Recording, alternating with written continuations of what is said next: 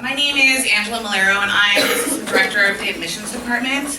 And I am going to start off by introducing the president of our university, Dr. David J. Fike. And he was appointed our president of Golden Gate University less than a year ago in August 2015. He joined the GGU community after serving as the president of Marygrove College in Detroit, Michigan. And prior to that, he was a faculty member and senior executive for Holy Names University in Oakland. President Fike is an economist, having earned his PhD in international and monetary economics from the University of Maryland, and he specializes in the development of undercapitalized and marginalized communities, having served as an analyst and strategist for projects in Latin America and urban communities in the United States. In both his professional and personal life, Dr. Fike exhibits a passion for leadership and leadership development during his 30-year career in higher education, 2/3 of which have been in senior leadership positions. He has been the recipient of prestigious National Leadership Fellowship from W.K. Kellogg Foundation, an elected official in his home town of Kensington, served on numerous community-based boards, and is currently the member of the board of directors of the San Francisco City Chamber of Commerce. He and his wife Sylvia are proud parents of 3 grown children, 2 grandchildren, all residents of the Bay Area region, in which David Fike was born and raised. Now I'd like for us to welcome President Fike.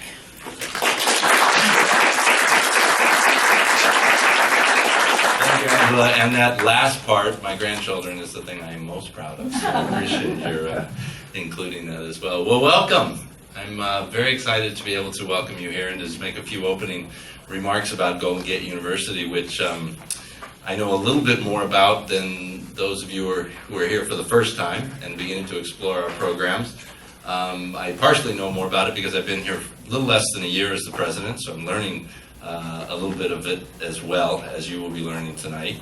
But I also know it because my roots go back a little bit further. My father is an alum of the law school, and so I know it from that vantage point, and hearing him talk about the history and the role that Golden Gate University played in his life, and therefore indirectly and very importantly in my own.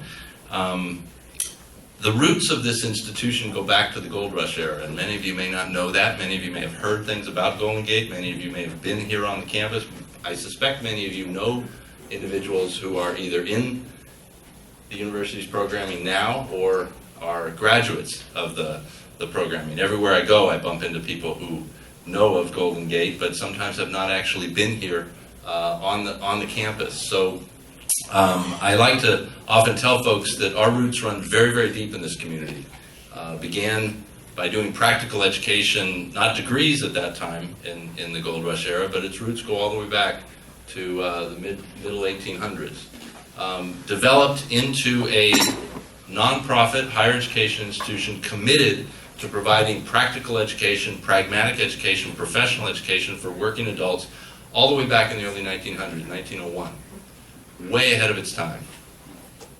Way ahead of its time in terms of its commitment to providing access to career-advancing, pragmatic education for Main Street America, for the common person who's looking for a way of advancing their careers while they're working typically and while they're juggling many of the responsibilities that come as a working adult attempting to advance their degree. So our mission is very much grounded in that history and that legacy, very much grounded in that commitment to practical education. And if you do choose us as your institution of choice to pursue your next degree, I think you'll find that manifest, that idea of our commitment to pragmatic and professional education in a variety of ways. 85% of our courses are taught by working professionals.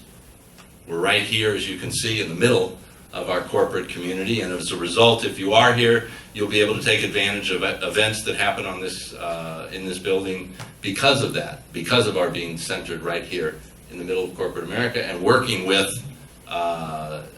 faculty and working professionals teaching our courses. Cal CPA just had their meeting here on the campus, and students, by virtue of being GGU students, are able to participate in those meetings for free.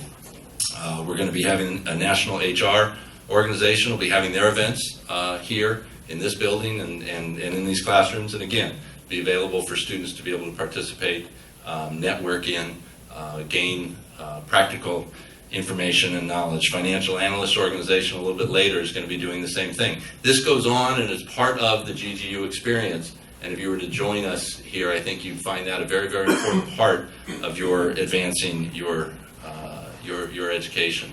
We're also, I think, very proud of a second element of what I like to highlight in terms of our key characteristics and really differentiators for Golden Gate University, and that's our commitment to students. And I mean that very profoundly. Many of the people that you're going to meet tonight and others that you'd have an opportunity to meet later on are here because of the students. And Golden Gate University, because of our that history that I was telling you about, over a century of being committed to the working adults, is really quite unique in the higher education landscape. Many traditional higher ed institutions who I've worked for, and many of which you've probably been very familiar with, their central identity is grounded in serving the traditional college student, 18 to 22-year-old, often in a traditional residential experience. And there are other institutions on the higher education landscape who came in the last couple of decades who are serving working adults through degree programming in similar formats than we provide, but they're mostly for-profit institutions. And what we're very proud of is that the students come first. We're not here to serve shareholders. We're not here to make a profit like many of institutions that are providing education in the working adult landscape. And we have this in our deep roots as an institution of over 100 years serving working adults. So while there are many programs, very fine programs that are being offered by some of the traditional institutions that I just alluded to, no one can compete with the fact that we've been doing this for more than 100 years. And so we're really glad that you're here to give us a look. We're really excited that the programs that that has attracted you here, that we've been able to bring together some of the leaders and the faculty that are in those programs to be able to give you as thorough a grounding in the information that you need to make an informed choice about whether this is the right institution for you. And you'll also meet tonight folks who are very active in providing services to our students outside of the classroom. So I believe our Dean of Students, Kayla Kropnik-Walsh, is here. Nipa Parikh is here. Nipa runs our career services work, and you'll be able to hear about those services. And Kayla can answer any questions you have about student resources and club activity or networking activity or services that would be helpful outside of the classroom as well. So I just wanted to take a few minutes to say welcome and thank you for having a look at us, and I'll let you get on with the program. Thanks very much.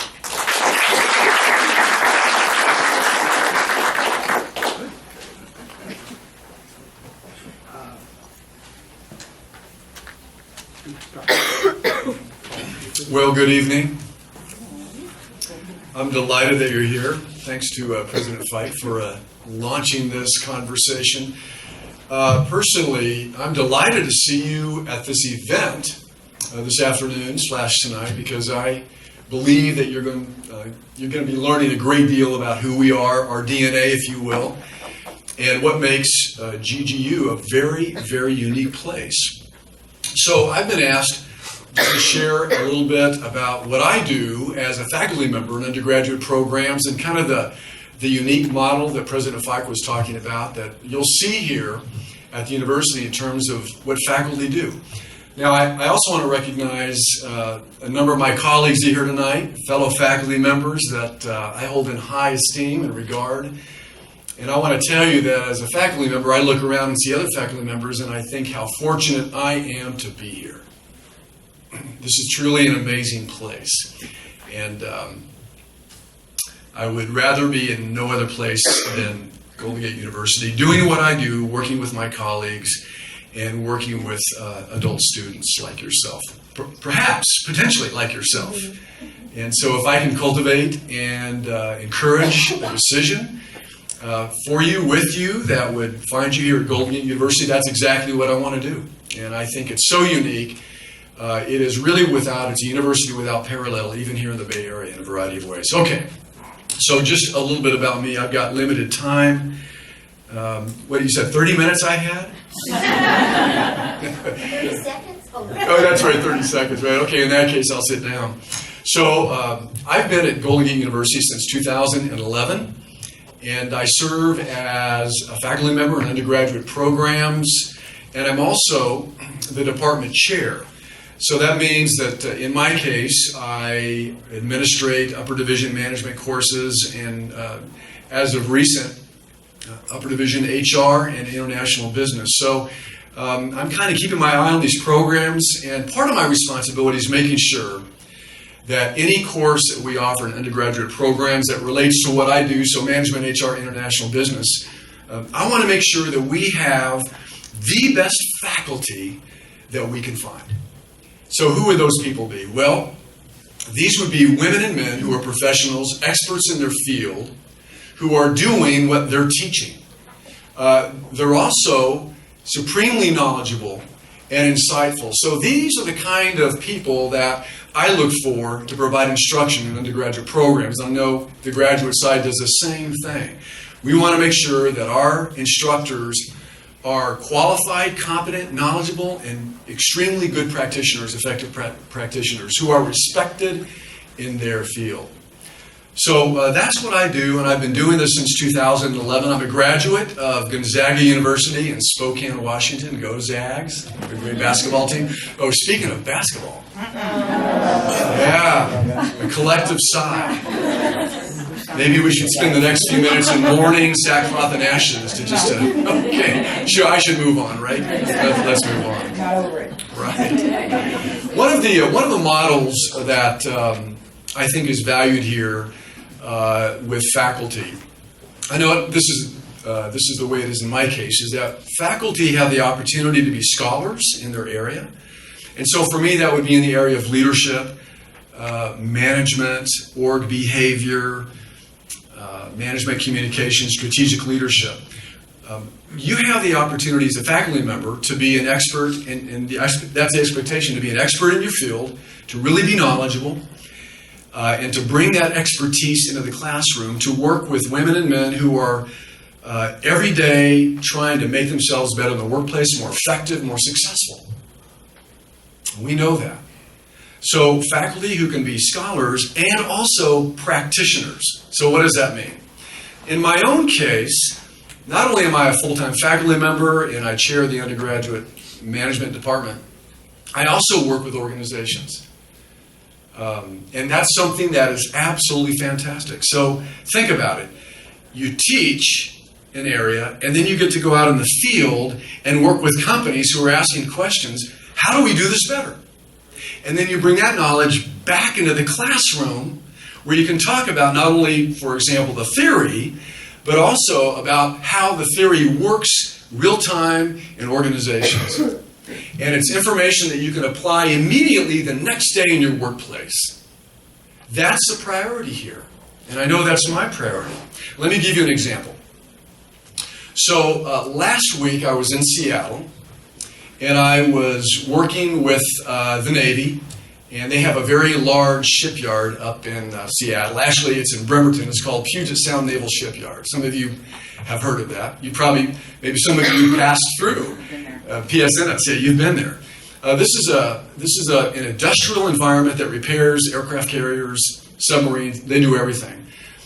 13,000 civilian employees. It's a big operation. And so the way they've divided their work, I won't make this complicated, I'll just say it really fast. The way they've divided their work up is that they have 6 different areas that do the work on an aircraft carrier or a submarine. And so I have had the privilege of working with the senior leadership teams in each one of these product lines for the last 8 months or so. Last week was working with the corrosion control and repair product line, which is about 25 executives that lead probably about 7,000 employees in the shipyard. That's amazing. Either a direct line, reporting line, or a dotted line. But I'm working with these women and men who influence 7,000 people. And so what we were doing, what was the task? Well, the task was this. They have to work as a team. And they have a lot of pressure to get work out the door. But the problem is they don't know how to be a team because there's so many conflicting pressures and pulls and tugs and priorities that they really don't have the time to to figure out what it takes to be a team.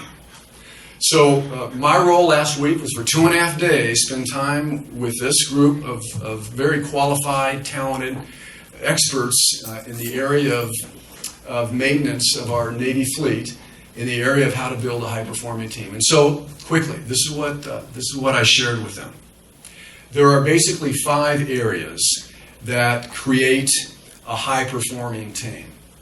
And in order of priority, the first step, the first action you have to have in place is vulnerability-based trust. If a team's going to perform at a high level, they've got to trust each other. So many times, is it not true that we're asked to be a team and we never have the opportunity to cultivate trust for the people that we know? And that accounts probably for one of the reasons why it's so hard to be a team, is that we can't carve out the time to really build that team identity.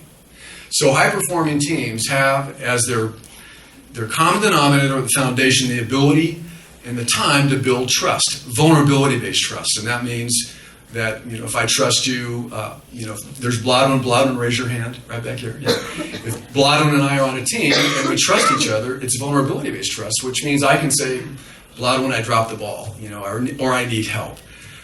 When you don't have trust, it's really difficult to work together. So that's where we started. Build trust. Number 2, the ability to engage in conflict.